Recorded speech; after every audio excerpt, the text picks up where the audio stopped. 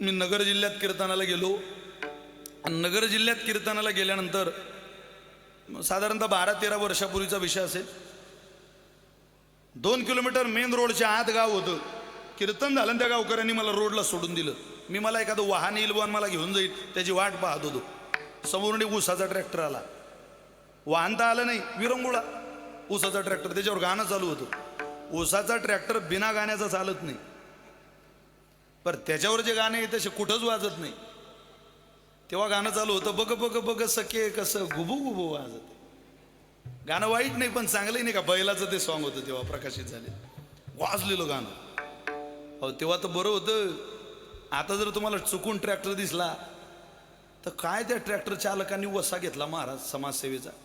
तो ट्रॅक्टर चालवणारा पोरगा रस्त्यानं जाणाऱ्या माणसाला विचारतो, पाहुणं जेवला काय?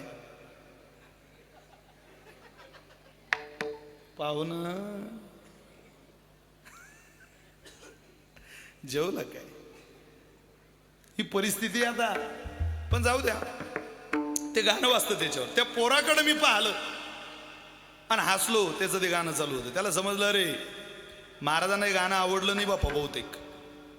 त्यानं ते 25-30 फुटावर पोरग पुढं गेलं आणि त्याच्या ट्रॅक्टरवरचं सॉन्ग बदललं आणि गाणं लावलं, पाऊले चालती पंढरीची वाट.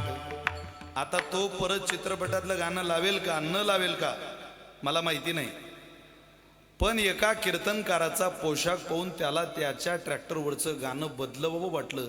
ही संघाने निर्माण झालेली भावना आहे. आपल्याला काही किंमत नसेल हो, पण आपण जो पोशाख घालतो त्या पोशाखाला जगामध्ये अनन्यसाधारण किंमत आहे.